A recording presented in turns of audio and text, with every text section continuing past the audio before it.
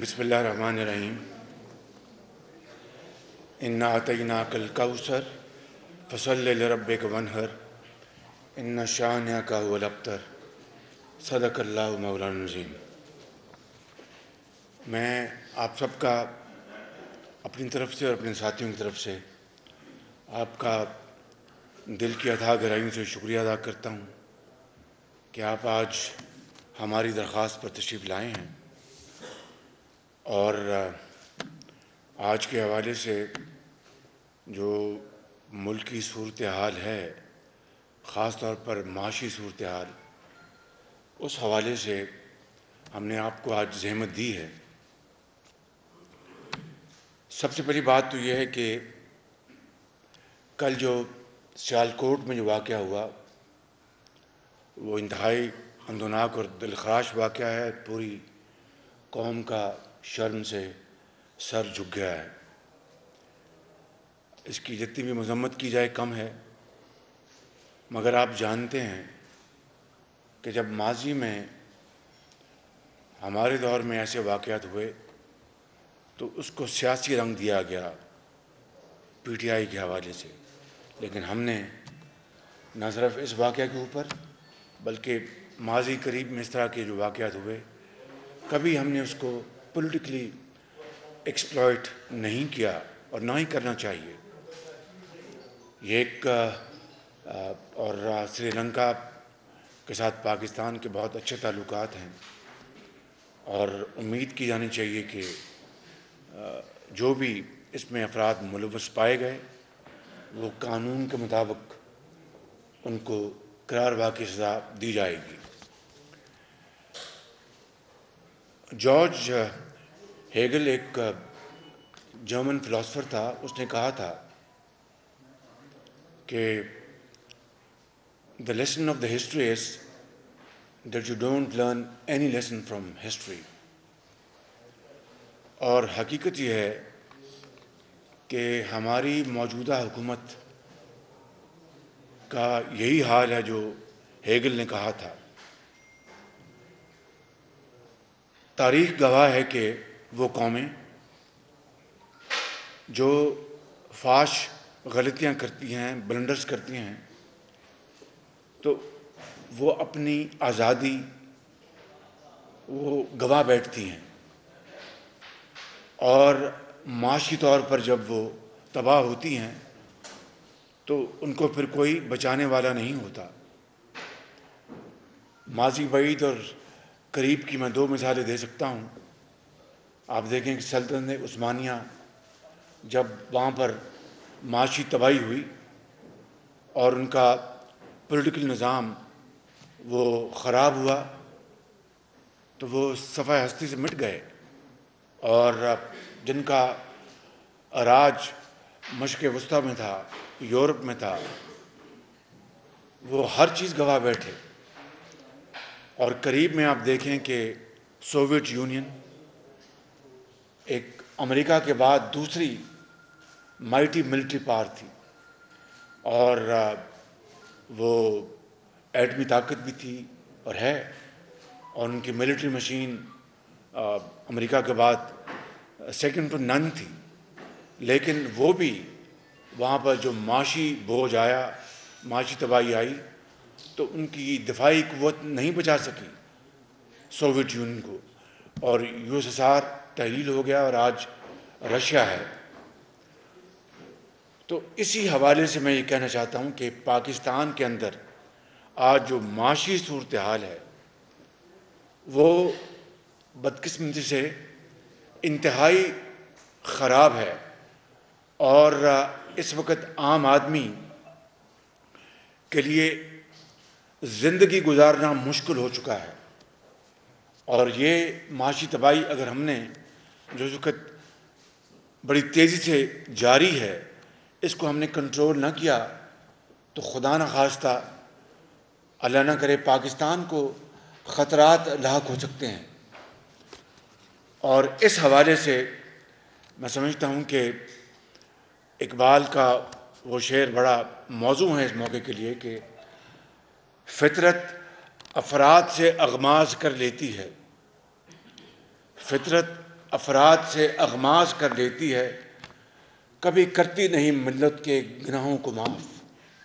تو یہ جو اس وقت جو اس حکومت پی ٹی آئی حکومت کی 3.5 سال میں جو انہوں نے بلنڈرز کیے ہیں اکانومی کے حوالے سے، اور جو تباہی کی ہے، چاہے وہ قرضوں کی مد میں ہو، چاہے وہ انفلیشن ہو۔ دیکھیے آج 3 چیزیں آج پاکستان کی معیشت کو کھوکھلا کر رہی ہیں: انفلیشن، مہنگائی، افراط زر اور بے روزگاری۔ کووڈ کے زمانے سے پہلے آپ آ جائیں تو اس وقت ان کی کارکردگی کیا تھی؟ کووڈ آیا مارچ 2020 میں، تو مارچ 20 سے پہلے آپ کارکردگی دیکھ لیں تو آپ کے سامنے ہے۔ اور کووڈ آج صرف پاکستان میں تو نہیں آیا، پوری دنیا میں کووڈ نے تباہی مچائی ہے، اور پوری دنیا میں مہنگائی، یقیناً مہنگائی آئی ہے، لیکن آج مہنگائی کے حوالے سے پاکستان دنیا کی فہرست میں 3 نمبر پہ ہے،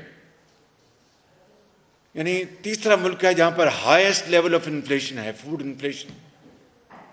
آپ جنوبی ایشیا میں جتنے بھی ممالک ہیں، ہم سب سے آگے ہیں مہنگائی میں۔ اس کی کیا وجہ ہے؟ اور جو ہماری جو معاشی ترقی ہے اس کے اوپر میں بات کروں گا، لیکن میں کہنا یہ چاہتا ہوں کہ خداداد ملک پاکستان آج اس وقت انتہائی مشکلات میں گھرا ہوا ہے، اور ایک عام آدمی بھی جانتا ہے کہ پاکستان کی تاریخ کے سنگین ترین بحران میں آج ہم مبتلا ہیں، اور اگر ہم نے اس کو وار فوٹنگ کے اوپر ہم نے کام نہ کیا تو پھر خدا نہ کرے میرے منہ میں خاک، پھر ہمیں تباہی سے کوئی نہیں بچا سکتا۔ میں نے بطور پی ایم ایل این کے صدر کے، بطور لیڈر دی اپوزیشن، میں نے پارلیمان میں نے پوری طرح ان خطرات کا ذکر کیا، پوری اپوزیشن نے ذکر کیا، اور حکومت کو بتایا کہ آپ ہوش کے ناخن لیں، اور خدا را آپ غریب آدمی کے لیے اس کے اوپر توجہ دیں۔ جو بڑے بڑے بزنس ہاؤسز ہیں وہ تو زندہ رہیں گے انشاءاللہ، ان کی آپ فکر نہ کریں۔ آپ عام آدمی جو کروڑوں میں بستے ہیں ان کی روٹی، دال اور دوائی کا انتظام کریں، مگر ان کے اوپر جو تک نہ دیں گی۔ ہم نے متحدہ اپوزیشن اور پی ڈی ایم کے پلیٹ فارم پہ بھی اس کی بھرپور ہم نے آواز اٹھائی، اور جو قومی مفادات ہیں اس کے لیے ہم نے اجتماعی کاوشوں کے ذریعے حکومت کو پوری طرح متنبع کیا۔ لیکن میں نے اس طرح کہا کہ وہ یہ تلخ باتیں سننے کے عادی نہیں ہیں، اور جب یہ باتیں کی جائیں تو پھر جو ان کا منترا ہے وہ آپ کے سامنے، وہ زبان پر الفاظ نہیں آتے کہ وہ جو باتیں کرتے ہیں، اور لغو الزامات اور پھر گالی گلوچ تک معاملہ شروع کر دیتے ہیں۔ تو میں یہ کہنا چاہتا ہوں کہ 2018 میں آپ دیکھیں کہ کیا صورتحال تھی جون میں، جب میاں نواز شریف کی حکومت کی مدت ختم ہوئی۔ آپ دیکھیں کہ اس وقت جو قرضے تھے پاکستان کے، جو ڈیٹس اینڈ لائبلٹیز، ادائیگیاں اور قرضے، وہ تھے 30,000 ارب روپے، اور مہنگائی، انفلیشن، وہ 3 اور 4% کے درمیان تھی انفلیشن۔ یہ فیکٹس ہیں، انڈینائبل، انڈیلیبل مارکس ہیں یہ الحمدللہ نواز شریف کی حکومت کے۔ اور اس کے مطابق آپ دیکھیں کہ آج آئی ایم ایف کی جو نئی جو شرائط آئی ہیں، آپ یقین کریں کہ اس نے پوری قوم کو گلے سے جکڑ لیا ہے۔ قوم کے جو ہاتھ اور پاؤں کو زنجیر سے باندھ دیا ہے، اور آئی ایم ایف کے حوالے سے مجھے بڑے ہیوی ہارٹ کہنا پڑتا ہے کہ ہمارا جو ہمسایہ ملک ہے اس نے آئی ایم ایف سے جو آخری پروگرام کیا تھا وہ 1991 میں کیا تھا، جو بیل آؤٹ پیکج کیا تھا ہندوستان نے، اور ہم نے 80 کی دہائی سے لے کے آج تک نہ جانے کتنے ہم نے یہ بیل آؤٹ پیکیجز کیے ہیں، اور اس ہمسایہ ملک نے اس کے بعد 30 سال گزر گئے IMF کہ وہ قریب نہیں پٹکا۔ کہنے کا مقصد یہ ہے کہ اگر قوت ارادہ ہو اور ول پاور ہو تو پھر الحمدللہ مشکل ترین مرحلوں کو بھی ہم عبور کر سکتے ہیں، قومی اجتماعی صلاحیت اور اس کی قوم کی توانائیوں کو بروئے کار لا کر۔ لیکن اور میں یہاں پر کوئی لیکچر دینے نہیں آیا، یقیناً اس میں ہم سب شامل ہیں، ہم سب نے حصہ ڈالا ہے اس پوری خرابی میں، اس 74 سالہ پاکستان کی تاریخ میں۔ لیکن if you come to make a comparison تو پھر آپ دیکھتے ہیں کہ نواز شریف کی حکومت کا مقابلہ اس فسطائی حکومت کے ساتھ کوئی مقابلہ نہیں ہے۔ یعنی 5.8% آپ کی GDP تھی جب آپ نے حکومت چھوڑی، جو آج سسکیاں لے رہی ہے، اور پتہ نہیں I don't go into that کہ یہ فج فگر سے نہیں مان لیتے ہیں کہ 3.5% پہ یہ بات کرتے ہیں، کہاں 5.8% اور کہاں 3.5%۔ آپ کی جو پاپولیشن گروتھ ہے وہ 2.5% ہے، تو باقی بچا کیا آپ کے پاس کہ آپ قوم کو آگے لے کے جا سکتے ہیں؟ پھر آپ دیکھیں، اور کتنی تکلیف دہ بات ہے کہ نواز شریف کے دور میں جو منصوبے لگے اس کے بارے میں میں بات ابھی کرنا چاہتا ہوں، لیکن سب سے تکلیف دہ بات آپ کو بتانا چاہتا ہوں، یہ بڑی امپورٹنٹ ہے۔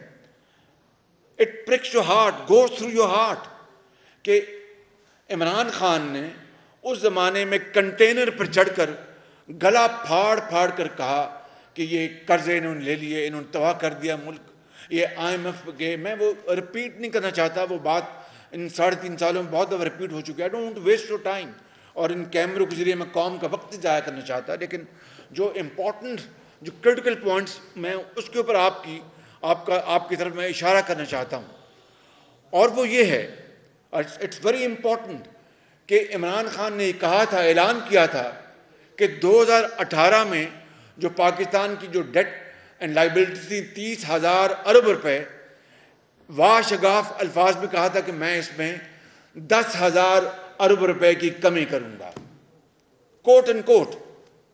اور آج صرف 39 مہینوں میں یہ 2018 میں جو 30,000 جو ارب جو قرضے تھے، یہ 71 سالہ تاریخ کا یہ مجموعی یہ فگر ہے، کلیکٹیو فگر ہے قرضوں کی 2018 میں، اور آج صرف 39 مہینوں میں 20,000 ارب روپے کے قرضے لیے ہیں۔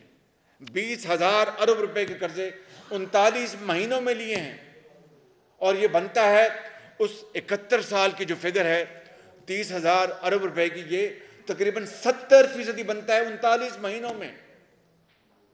ہم نے تو جناب قرضے لیے تو ہم نے ہمارے جو ورثے میں ہمیں قرضے ملے، ہم نے اس سے قرضوں کی ادائیگی بھی کی، ریکارڈ گواہ ہے۔ اور پھر ہم نے جو قرضے لیے وہ نہ صرف قرضوں کی ادائیگی کی، بلکہ قوم کی ترقی اور خوشحالی کے لیے ہم نے بے پناہ نواز شریف کی لیڈرشپ میں مسلم لیگ نے پاکستان کی قوم کی خدمت کی۔ کیا ہو گیا؟ پاکستان کی قوم کی خدمت کی۔ مثال کے طور پر ان 5 سالوں میں 2013 سے لے کے 18 تک ہم نے 10,000 میگا واٹ سے زیادہ بجلی کے منصوبے لگائے، جس میں سی پیک کے علاوہ پاکستان کی اپنی جیب سے اربوں ڈالر خرچ کر کے گیس کی بنیاد پر 5,000 میگا واٹ کے جدید ترین منصوبے، most efficient and most competitive in terms of prices, وہ لگائے۔ یعنی دنیا کی تاریخ میں سب سے کم مدت میں اور سب سے سستے ہم نے وہ منصوبے لگائے۔ ہم نے جناب ایجوکیشن اور ہیلتھ میں جو کیا وہ سب آپ کے سامنے ہے۔ ہم نے گوادر میں یہ بیٹھے ہیں سی پیک کے چیمپئن، ہم نے ہزاروں میل جو اپنا جو انفراسٹرکچر بچھایا اور روڈ ٹرانسپورٹ لے کے آئے، جس کو عمران خان کہتے تھے کہ مجھے KPK میں یہ دیں گے بھی فیڈرل گورنمنٹ تو میں نہیں لگاؤں گا، میں یونیورسٹی اور میں میڈیکل انسٹیٹیوٹ بناؤں گا۔ اور یہ الحمدللہ آج جو سماگ جو لاہور میں ہے وہ اگر یہ آپ کے یہ پولوشن فری اگر آپ کے یہ پبلک ٹرانسپورٹ نہ ہوتا تو پھر کیا بنتا، پھر کیا بات بنتی؟ اورنج لائن دیکھیں پولوشن فری ہے، اور یہ پبلک ٹرانسپورٹ جس سے کہ 2 سیٹر گاڑیاں اور 6 سیٹر گاڑیاں جس طرح دھواں چھوڑتی ہیں اس کو آپ دیکھیں. تو میں کوئی خود نمائی میں یہ ساری باتیں نہیں کر رہا، اور پھر وہ اگر بلین ٹری لگا ہوتا تو پھر اسموگ شاید نہ ہوتی آج، وہ سب فراڈ کی نظر وہ باتیں ہو گئیں. تو کہنے کا مقصد یہ کہ انہوں نے کیا کیا، 39 مہینوں میں 20,000 ارب روپے کے اضافی قرضے لے کر پاکستان کی 71 سالہ تاریخ کا 70% انہوں نے قرضہ لے لیا. ان 3.25 سالوں میں انہوں نے تو ایک اینٹ نہیں لگائی. مجھے بتا دیں پورے پاکستان میں انہوں نے کیا کیا؟ اور کہتے ہیں کہ ہم نے قرضوں کی ادائیگی کی ہے. اسٹیٹ بینک کے جو فگرز ہیں وہ تو اس کی نفی کرتے ہیں. At best they have rolled over I think these loans. کو جو نیٹ جو ہوتی ہے پیمنٹ وہ تو نہیں کی انہوں نے. تو انہوں نے جو کچھ کیا ہے آج پوری قوم اس کو بھگت رہی ہے، اور یہ بڑے انتہائی یہ افسوس کی بات ہے کہ کس طریقے سے پاکستان کی معیشت کو تباہ کیا گیا. میں یہاں پر یہ گزارش کرنا چاہتا ہوں کہ جس طرح میں نے ہندوستان کی مثال دی، اس طرح بنگلہ دیش جس کو ماضی میں جانا بیکار ہے، بہت افسوس ہوگا، دل دکھتا ہے، لیکن بنگلہ دیش بہرحال مارز وجود میں آ گیا. آج بنگلہ دیش کی جو جی ڈی پی ہے وہ 320 بلین ڈالر ہے، اور ہماری جی ڈی پی جو ہے وہ 270 یا 272 ارب کے ارد گرد گھوم رہی ہے. بتائیے، اور ان کی جو پاپولیشن وہ 17 کروڑ، ہماری پاپولیشن جو ہے وہ اس وقت 23 کروڑ کے ارد گرد گھوم رہی ہے. بتائیے کہ کس طرح اپنا بنگلہ دیش ہم سے علیحدہ ہوا، قائد کا پاکستان دو رخت ہوا، اور آج ہم کہاں اور بنگلہ دیش کہاں. اور پھر یہ حکومت انہوں نے لون کمیشن بنایا تھا رات کے 12 بجے، ایز اف کہ خدا نہ خواستہ کوئی پتہ نہیں کوئی جنگ کا سما بن گیا. رات کے 12 بجے میں لون کمیشن بنا رہا ہوں جس میں فیڈرل ایجنسیز بھی اس میں شامل کی گئیں. آئی ایس آئی کو شامل کیا گیا، آئی بی کو شامل کیا گیا، ایف آئی اے، اور مگر آج تک اس کی رپورٹ نہیں آئی. کیوں نہیں آئی؟ اس لیے کہ الحمدللہ وہ ہمارے ادوار میں نواز شریف کی لیڈرشپ میں ایک دھیلے کی ان لونز میں کہیں فجنگ یا وہاں پر کرپشن کو نہیں ملی. اگر ملتی تو رات کے 12 بجے پھر قوم کو دوبارہ اٹھا کے بتاتے.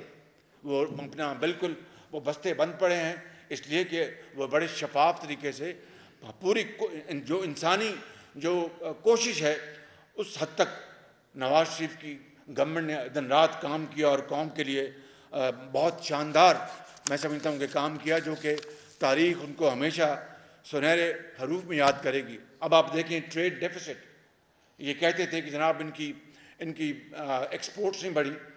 انہوں نے ڈالر کو جو جون 2018 میں 122 روپے پہ تھا، 122 روپے میں تھا، آج وہ 178 کے قریب پہنچ گیا ہے. یعنی 55 روپے ڈالر جو ہے وہ مہنگا ہو گیا 2018 اور آج کے مقابلے میں، اور منیمل اپنا ایکسپورٹ میں اضافہ ہوا ہوگا. یعنی 55 روپے آپ 35% ڈالر کو ڈی ویلیو کر دیں، اور اس کے بعد آپ کی ایکسپورٹ جو ہے وہ یعنی نہ ہونے کے برابر ہے، اور آپ کی جو امپورٹ جو ہیں اس میں ایک سیلاب آ چکا ہے، ایک سیلاب آ چکا ہے امپورٹس میں. یہ جو ابھی جولائی اور نومبر کی جو فگرز ہیں اس میں جو گیپ ہے ٹریڈ ڈیفیسٹ وہ شاید تقریباً 50 بلین ڈالر کا ہے 6 مہینوں کا، 23 بلین ڈالر کا، سوری. اور یہ شاید اگر سال گزر جائے گا تو یہ 50 بلین ڈالر پہ پہنچ جائے گا.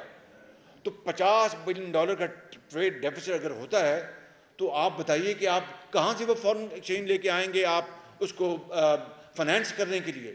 اور پھر جو آپ کی اس کے نتیجے میں جو امپورٹڈ انفلیشن ہے، جو بچوں کے لیے ملک پاؤڈر اور جو انسانی جانیں بچانے کے لیے لائف سیونگ ڈرگس، ادویات اور دوسری جو اہم چیزیں ہیں، وہ امپورٹ ہونی ہے، تو وہ اتنی مہنگی اگر امپورٹ ہوں گی تو غریب آدمی تو مارا جائے گا، امیر آدمی کو کیا فرق پڑتا ہے، چاہے اس کو ٹیکہ 1000 روپے کا ملے یا لاکھ روپے کا۔ غریب آدمی جس کا صرف پورے مہینے کا یہ تنخواہ جو ہے 18-20 ہزار روپے ہے، وہ کس طرح غریب بیٹی اور ماں کا وہ علاج کرا سکتا ہے؟ تو وہ ہیومنگس چیلنجز جو ہیں وہ آج یہ قوم برداشت کر رہی ہے، اور نہ جانے کس طرح یہ اپنا ملک جو ہے چل رہا ہے۔ اگر یہی حالت رہی تو خدا نہ خواستہ میں سمجھتا ہوں کہ تباہی ہمارا مقدر ہے۔ پھر اس لیے میں سمجھتا ہوں کہ اس صورتحال کو ہمیں فی الفور کنٹرول کرنے کے لیے اجتماعی اذہان کو جمع کرنا ہوگا۔ آپ ان کے جاری اخراجات دیکھ لیں، جو کرنٹ ایکسپینڈیچر ہیں، جو president house, prime minister house, اس کے جو اخراجات بڑھ گئے ہیں، مگر IMF کی جو ان کا حکم ہے اس کے تحت جو ڈیولپمنٹ بجٹ جو ہے اس میں 200 بلین کی شاید کٹوتی آ رہی ہے، 200 بلین کی۔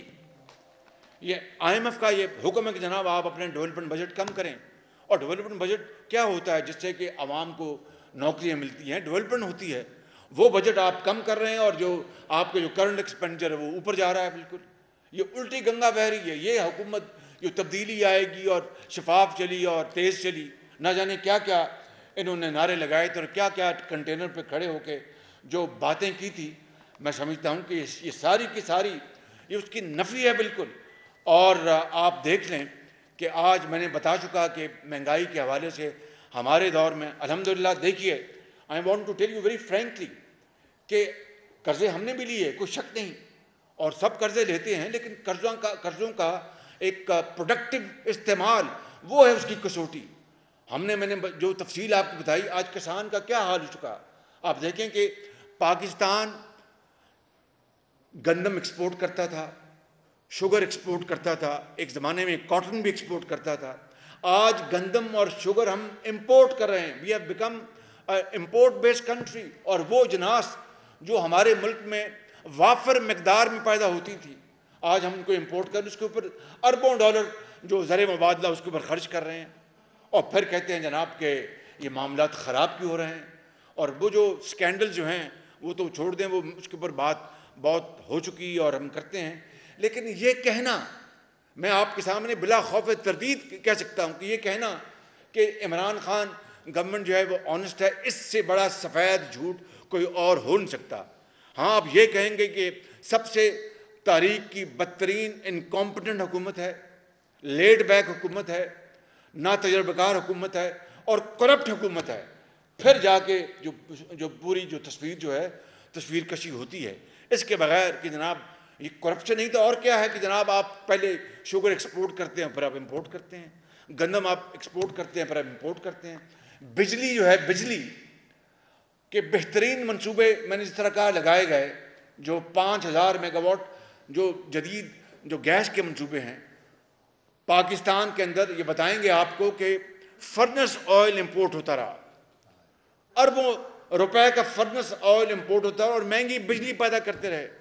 اب بتائیے کہ ایک طرف آپ کے پاس most efficient gas based power plant ہیں، ان کو تو آپ بند رکھتے ہیں۔ ابھی بھی جو چوتھا پلانٹ جو ہے جو حویلی بہادر شاہ میں جو لگا ہے وہ بند پڑا ہے بالکل، 1200 میگا واٹ کا۔ اور آپ نے جو سپاٹ مارکیٹ میں جب سستی ترین گیس تھی وہ آپ نے خریدی نہیں، اور آپ مہنگی ترین گیس خرید رہے ہیں۔ اور پھر سردی آ رہی ہے، یہ چوتھا سردیوں کا موسم ہے اس حکومت کا کہ یہ ہر سردی انتہائی سرد موری سے اپنا اس کو اپنا ہینڈل کرتی ہے۔ عوام کا کو کوئی احساس نہیں ہے کہ کس طرح سردی میں وہ ٹھٹر رہے ہیں۔ ابھی تو سردی آنی ہے، اور پھر گیس انڈسٹری کے لیے نہیں ہے، گیس گھروں کے لیے نہیں ہے، تو آپ کی جو ایکسپورٹ سفر ہوں گی پھر آپ کس کے پاس جائیں گے؟ یہ وہ مشکلات ہیں، یہ وہ دلخراش واقعات ہیں جو میں سمجھتا ہوں کہ اس وقت پاکستان کی عوام کو بھگتنے پڑ رہے ہیں۔ ایک ایسی حکومت، سلیکٹڈ حکومت جو دھاندلی کے نتیجے میں آئی، اور ان کی بدترین گورننس نے، پاکستان کی معاش نے ہر چیز کو تہ و بالا کر دیا ہے۔ اور آپ دیکھ لیں کہ ہول سیل جو پرائس انڈیکس جو ہے وہ اس وقت 21% ہے، 27% ہے۔ اب آپ بتائیے کہ پھر مہنگائی نہیں ہوگی تو کیا ہوگا، اور یہ خطرے کی گھنٹی نہیں بجے گی تو کیا ہوگا. تو میں سمجھتا ہوں کہ ان حوالوں سے ہمیں آج بڑا غور کرنا ہوگا. اس حکومت نے ابھی IMF کی شرائط پر ابھی عمل کرنا ہے. 4 روپے لیٹر انہوں نے لگانا ہے وہ پیٹرولیم لیوی، اور اس کو 30 روپے تک لے کے جانا ہے، 30 روپے تک. اور جو سیلز ٹیکس جو ہے وہ واپس یہ اس کو وڈرا کر رہے ہیں، اس کو اس کو دوبارہ اس کو لے کے جا رہے ہیں. تو یہ سیلز ٹیکس جو ہے غریب آدمی کے لیے ایک بہت بڑا بوجھ ہوتا ہے، اور یہ وہ کام کریں صرف IMF کے احکامات کے اوپر. یہ IMF کو، پاکستان کو خدا نہ خواستہ محکوم غلام بنا رہے ہیں. IMF سے تو جان چھڑانی چاہیے. آپ اپنا سٹرکچر کریں، آپ اپنا سسٹم کو، فائنینشیل سسٹم کو، اور اس سے نکلیں. میں نے ایک جو مثال دی تھی وہ اتنی اچھی مثال نہیں، مگر وہ ہے کہ 30 سال ہو گئے ان کو پھر IMF کے پاس نہیں جانا پڑا.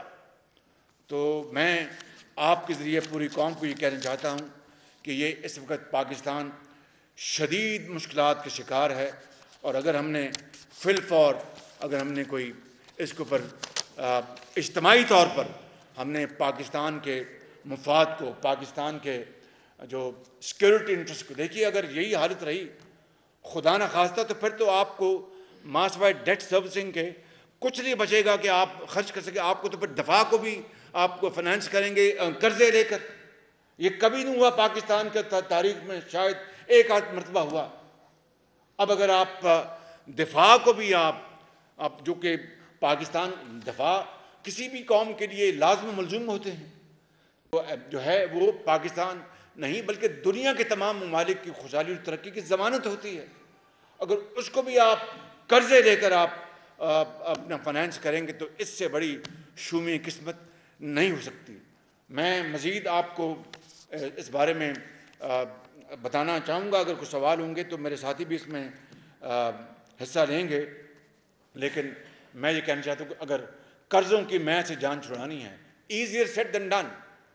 اور اگر آپ نے ملک کے اندر آپ خوشحالی اور ترقی لانی ہے اور قوم کا وقار اور قوم کی جو اجتماعی بصیرت کو بروئے کار لا کر پاکستان کی عزت اور وقار کو دوبارہ بحال کرنا ہے اور کمیونٹی آف نیشن میں پاکستان کا کھویا ہوا مقام واپس دلانا ہے، اور حضرت قائد کے فرمودات اور علامہ اقبال کے احکامات اور لاکھوں لوگوں کی قربانیوں جنہوں نے پاکستان کے لیے خون کا عطیہ دیا اور خون کے دریا انہوں نے بہائے، ان کو اگر آپ نے سکون دینا ان کی روح کو، تو پھر ہمیں ان قرضوں کی میں سے جان چھڑانی ہوگی. یہ لمبا راستہ ہے، اٹس اے بمپی روڈ، وقت لگے گا، لیکن اس کے لیے امانت، دیانت اور مسلسل محنت کرنا ہوگی.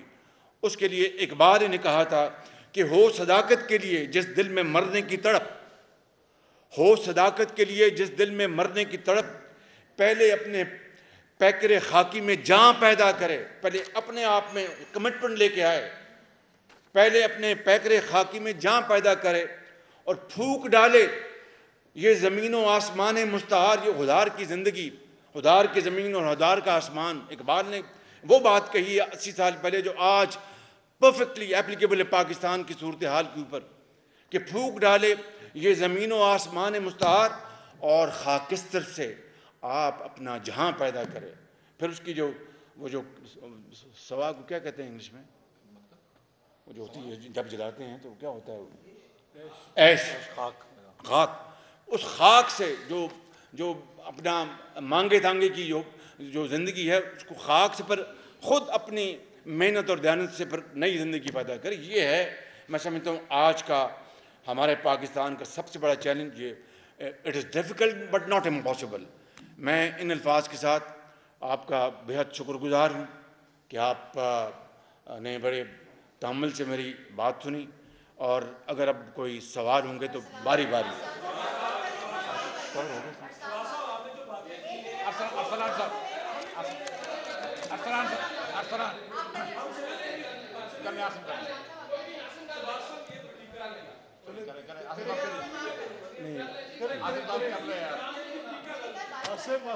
چلے آپ ناراض نہ ہو یار، ناراض نہ ہو، آپ بھائی ہیں. عاصم، آج آپ ٹائی لگا کر آئیں تو پہلے آپ کر لیں. आसम जब आप सख्त सवाल करते हैं तो हम कभी नाराज़ होते हैं? कभी नहीं। हम तो बड़ी मुस्कुराहट से उसका जवाब देते हैं। तो अगर आपको अगर नाराज़गी होगी तो आई एम सॉरी, प्लीज़। मेरा काम है सवाल करना, इसलिए मैं इस पे कर रहा हूँ। अभी आपने जो रिक्शा खींचा है और हकीकत में कुछ मामला इसी तरह ही नजर आ रहे हैं, महंगाई जिस तरह बढ़ी हुई है, लेकिन क्या वजह है कि पार्लियामेंट की जो दीगर फोर्सेज है मुस्लिम लीग नून के अलावा भी, वो क्यों नहीं एक लाइन पर इकट्ठी होती है? खासतौर पर आपकी तरफ लोग देख रहे हैं कि अगर इतने ही हालात अबतर हो गए हैं तो इन हाउस तब्दीली और दीगर मामला से इस हुकूमत से क्यों नहीं जांच छुड़ाई? देखें, इस वक्त अल्हम्दुलिल्लाह हमारे पास 2 प्लेटफॉर्म्स हैं। पीडीएम का प्लेटफॉर्म है और मुतहद्दा अपोजिशन का प्लेटफॉर्म है, और वो दोनों प्लेटफॉर्म बड़े मुतहरक हैं। और हमने आपने देखा कि जिस तरह वो अपने जॉइंट सेशन में जिस तरह बुलडोज किए उन्होंने ईवीएम और दूसरे कवानीन को, वो एक स्याह तारीख थी पाकिस्तान की पार्लियामान में। और बदकिस्मती से स्पीकर साहब हुकूमती बेंचों से पूरी तरह मिले हुए थे और बिल्कुल उनकी मुट्ठी में थे। बट मुझे अफसोस से ये बात कहनी पड़ती है, लेकिन हमने पूरी तरह अपनी आवाज़ उठाई और मुतहद्दा अपोजिशन तमाम आइनी और सियासी और कानूनी जो हमारे पास जो हथियार हैं हम उसको बुरकार लाएंगे और इंशाअल्लाह हम कौम को मायूस नहीं करेंगे इंशाअल्लाह।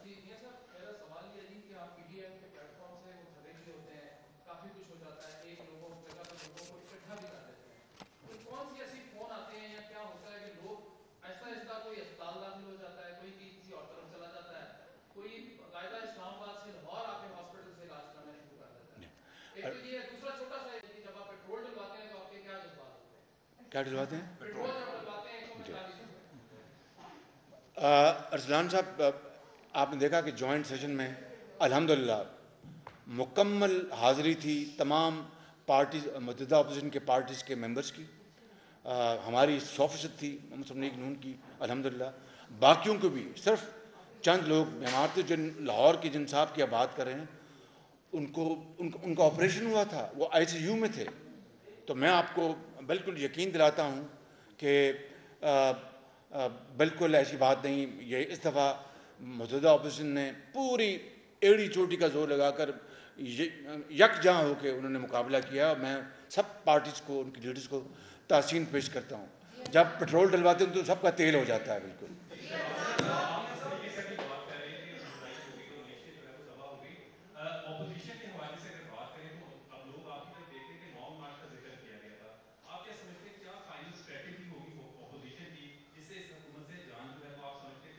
बिल्कुल, मैं समझता हूँ कि अगर अब पाकिस्तान और पीटीआई इकट्ठे नहीं चल सकते, मैंने सारी बातें गिनवा दी हैं, कोई मैं नारेबाजी नहीं कर रहा, मैं हक़ाइक़ और बहुत सख्त और हार्ड एंड हार्श फैक्ट्स की बना पर मैंने बात की थी।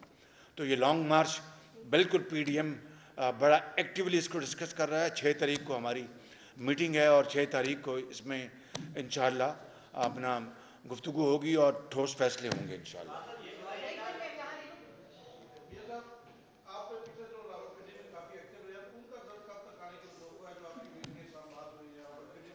मैं इस्लामाबाद में था, रावलपिंडी में नहीं था। ये आपको गलत फहमी हुई है या किसी दुश्मन ने उड़ाई है। बिल्कुल, अगर रावलपिंडी जाना शहर है हमारा, जाना होगा तो अरल जाएंगे इंशाअल्लाह, फिक्र न करें।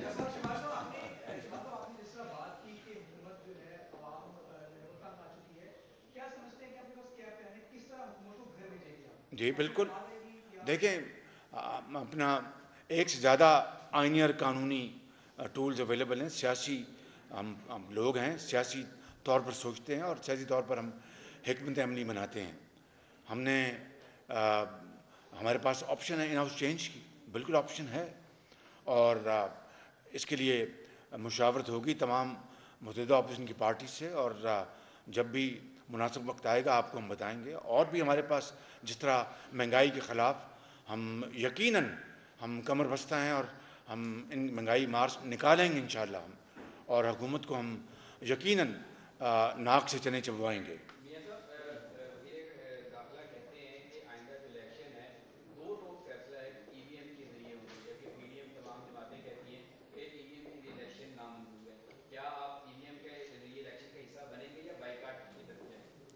देखें, EVM کا میں نے پارلیمنٹ میں کہا تھا کہ ایول وشز مشین ہے. کچھ لوگوں نے اس کو کچھ اور نام بھی دیا. تو میں سمجھتا ہوں کہ یہ بہت اہم قانونی معاملہ تھا. آپ دیکھیں کہ نواز شریف کی سربراہی میں یہ ریکارڈ کی بات ہے, الیکٹورل ریفارمز ہوتے ہیں 2017 میں, 16 سے اس کی شروعات ہوئی 17 میں, اور یہ PTI کنٹینر پہ بھی چڑھی ہوئی تھی اور ان جو الیکٹورل ریفارمز کی مشاورت میں بھی شامل تھی. 117 اجلاس ہوئے ہاؤس کمیٹی کے, پارلیمانی کمیٹی کے 117, اور وداؤٹ اینی ایک بھی اس میں ڈسنشن نہیں تھی, اور متفقہ طور پر وہ ہم نے قانون پاس کیا. کیوں کہ وہ آج ہم حکومت میں, کل کوئی اور ہوگا, اور یہ پاکستان کے مستقبل کی بات ہے, پاکستان کا فیوچر اس سے منسلک ہے. جس طرح جو فیٹف جو ہے, ہم نے وہ بل پاس کیا, اپوزیشن اس میں حصہ لیا, اس لیے کہ پاکستان کا جو نام جو ہے وہ ایٹ اسٹیک ہے. ابھی تک ہم نے وہ فیٹف بل پاس کیے, سب کچھ کیا ہم نے, لیکن اس کے باوجود بھی ہمیں گرے لسٹ پہ رکھا جا رہا ہے. وہ ہم جانتے ہیں کیوں رکھا جا رہا ہے, کہ ایک عالمی ایک پلان ہے, اس کے تحت پاکستان کو اب انڈر پریشر رکھیں اور اس کو پاکستان کو دبا کے رکھیں.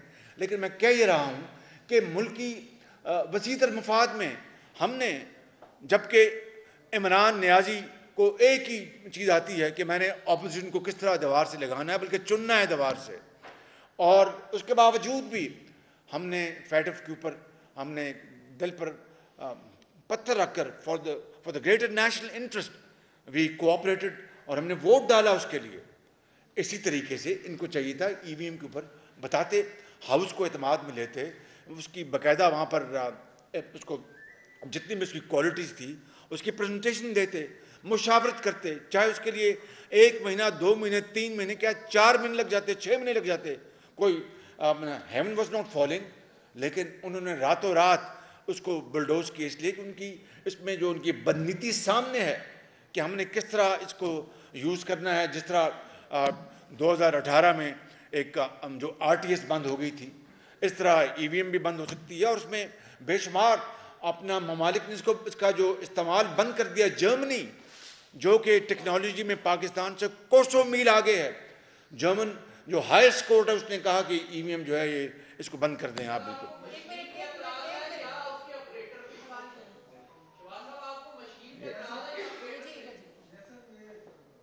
آپریٹر تو ہزاروں چاہیے ہوں گے ٹریننگ کے لیے.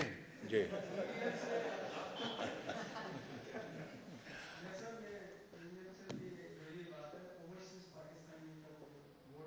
یا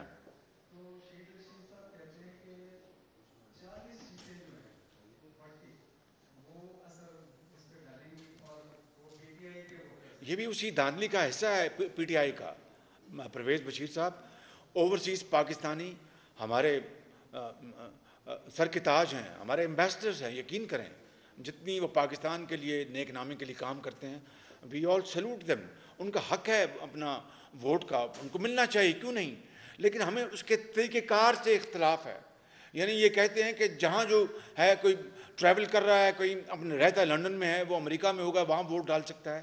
بھائی ہم کہتے ہیں کہ جو اوورسیز پاکستانی کی وہاں پر جو تعداد ہے اس حوالے سے فارمولا بنا لیں, ان کی جتنی سیٹیں بنتی ہیں وہ ان کو ایلوکیٹ کر دیں. وہ 6 ہیں 7 ہیں 8 ہیں, اور وہ خوش ہوں گے کہ وہاں کے لوگ خود پارلیمان کے ممبرز بنیں گے, نیشنل اسمبلی کے ممبر بنیں گے, پروونشل اسمبلیز کے سینٹ کے ممبرز بنیں گے. اس سے زیادہ ان کو کیا خوشی ہوگی.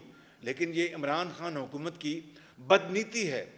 یہ ہے ان کا جو اپنا اس کے پیچھے ایک گھناؤنا پروگرام کہ ہم نے اوورسیز پاکستانی کے ووٹوں کو دھاندلی کے ذریعے اپنے بکسوں میں ڈلوانا. یہ قوم اس دفعہ نہیں ہونے دے گی انشاءاللہ. فورن فنڈنگ میں کیا اس نے, جس طرح فورن فنڈنگ میں انہوں نے کیا. اب آج اس پروگرام کے حوالے سے, پریس کانفرنس کے حوالے سے, میں الیکشن کمیشن کے چیئرمین کو جناب کیا نام ان کو راجہ سکندر سلطان, میں آپ کو گزارش کروں گا کہ خدا را فورن فنڈنگ کیس کا فیصلہ کریں، قوم کو بتائیں اور دودھ کا دودھ پانی کا پانی ہو جائے.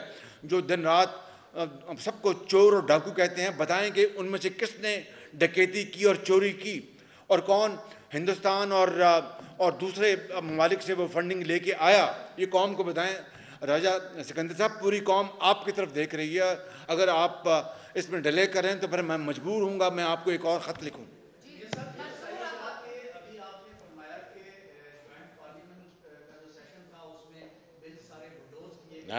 This is a fact.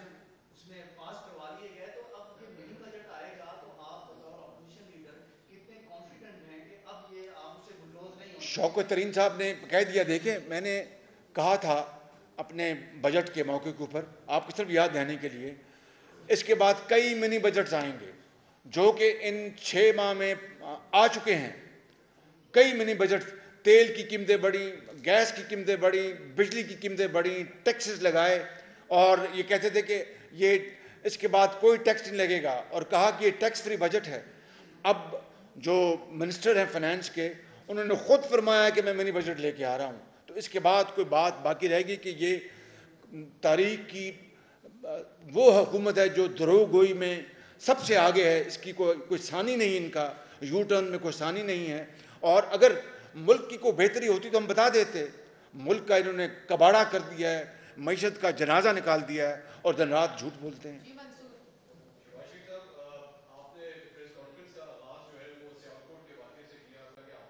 میری کل سٹیٹمنٹ آ گئی تھی، کل منصور صاحب آ گئی تھی.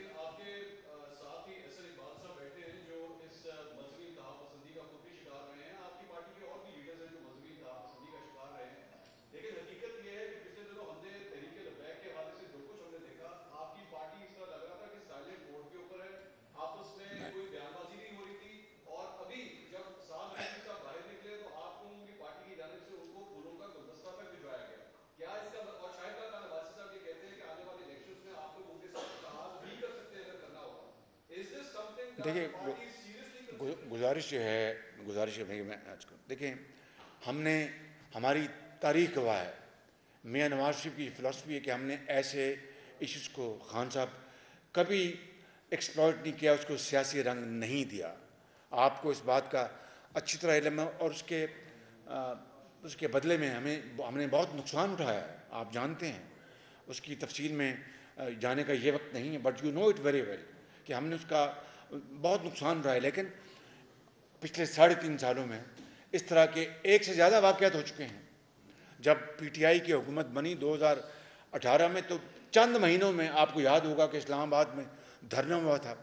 میاں نواز شریف نے کہا، اور ہماری کہ we will not politicize this thing. کیونکہ آپ دیکھیں کہ اب یعنی دانتوں سے یہ گنجل کو کھولے جا رہے ہیں. یہ قوم، اس کا خمیازہ قوم بھگت رہی ہے، اور ہماری نسلیں بھگتیں گی خدا نخواستہ. تو میں سمجھتا ہوں کہ آپ بڑے ہی سمجھدار اینکر ہیں اور بڑے ذی شعور ہیں. ہمیں اس کو بڑی سنجیدگی سے لینا چاہیے. یہ معاملہ بڑا سیریس ایشو ہے، اور اس کے لیے سیریس سٹیپس اٹھانے ہوں گے، وگرنہ قوم کو آگے ہی ناقابل تلافی نقصان اٹھا چکی ہے، اور اس کا نقصان جو ہے وہ اس کی قیمت پھر it will be unimaginable. ان کو گولی لگی، اللہ نے ان کو بچایا. اور آپ کو یاد ہے کہ 2009-10 کی بات ہے، رائے ونڈ میں جب میاں نواز شریف جا رہے تھے تو وہ برج کے اوپر وہ بم پھٹا، اور رب نے ان کی زندگی بچائی. ہزاروں لوگوں نے شہادتیں دی ہیں اپنا کے پی کے میں، بلوچستان میں، سندھ میں، پنجاب میں. میرے جو خانزادہ شہید جو منسٹر تھے ہوم کے، وہ انہوں نے جام شہادت نوش کیا. ہزاروں پولیس کے لوگوں نے، سپاہیوں نے، فوج کے افسران نے، سپاہیوں نے، جوانوں نے، ماؤں نے، بیٹوں نے، بیٹیوں نے. ہم کہاں تک یہ لاشیں اٹھاتے رہیں گے؟ I think we have to give it a final shut up call very effectively. اگر نہیں کریں گے تو پھر آپ یقین کر لیں کہ this will be the biggest blunder this nation will be committing. ہم سب مہنگائی سے بہت متاثر ہو رہے ہیں، اور آپ نے اچھی طرح بھی کہ مل کر اس ساری صورتحال کو کنٹرول کرنا ہے.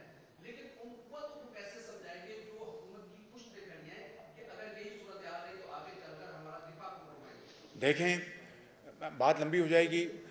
کھاد کی آدھی قیمتیں کس نے کی؟ نواز شریف نے، اربوں روپے خرچ کر کے.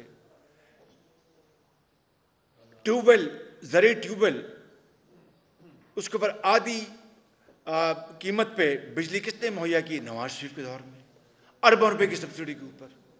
आप सब जानते हैं मैं इसमें, और ये जो फर्टिलाइज़र खाद, अरब रुपया खर्च हुआ इसके ऊपर, लेकिन उसके बावजूद भी हमने तो इतना नहीं देखा कि 20,000 अरब ले ली हो और कौम की ना एक ईंट लगी हो, ना ज़रात को कोई फ़ायदा पहुंचा हो। पिछले साल पाकिस्तान की तारीख में वर्स्ट क्रॉप थी कॉटन की,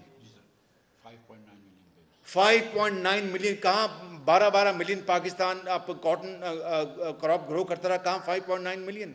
इस साल ये कहते हैं कि जनाब बहुत बेहतर, लेकिन फिर भी जो हमारा आखिरी साल था उससे भी शायद कम प्रोडक्शन है कॉटन की। तो मैं समझता हूँ कि मैं कौन सा शोबा गिनवाऊँ। देखिए, मैं यकीन के साथ कह सकता हूँ, खौफ तरदीद, अगर नवाज शरीफ का दौर होता तो भाषा डैम की तकमील आज किसी न किसी जगह पहुँच चुकी होती। I am saying this from on the basis of our own track record. जो हमने ये मंसूबे बिजली के बनाए, मैं उनकी बुनियाद पर अर्ज़ कर रहा हूँ।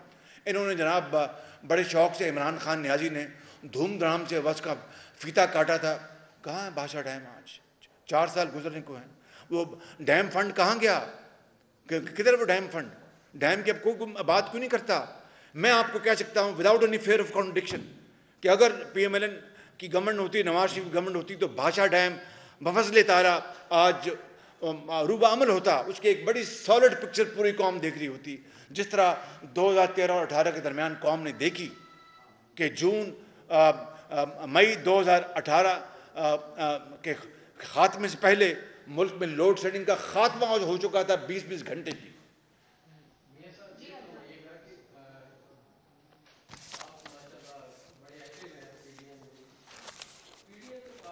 मैं PMLN में एक्टिव हूँ और PDM में भी हूँ और मुतहदा अपोजिशन में भी हूँ।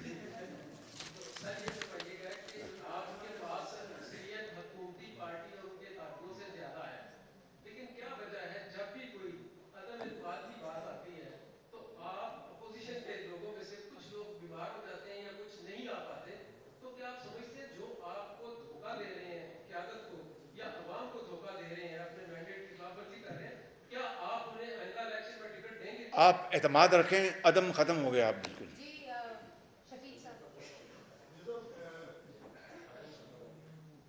जी।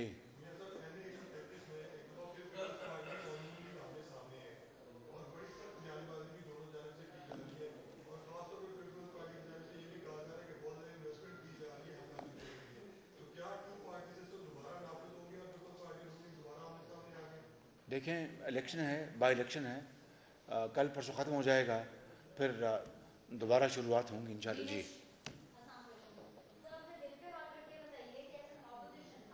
मैंने दिल पे हाथ रख लिया है।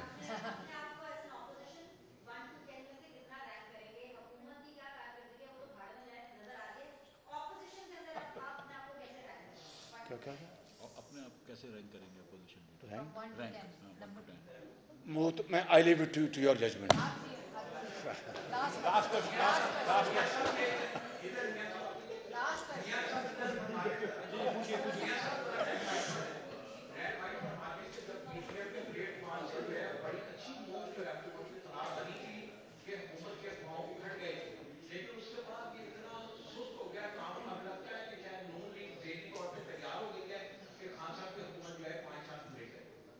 देखें, 22 करोड़ अवाम अपना सरापा एहतजाज हैं, बद्दुआएं दे रहे हैं खुले ऊपर आसमान की तरफ। माँ, बेटी, बहन, बुज़ुर्ग, मरीज़, यतीम, बेवा बद्दुआएं दे रहे हैं। तो अगर मैंने कहा कि अगर इस हुकूमत को मज़ीद वक्त दिया गया तो फिर हाथ मिलते रहेंगे, कुछ नहीं बचेगा। Thank you very much. ख़त्म हो गया मरीज़। Thank you very much.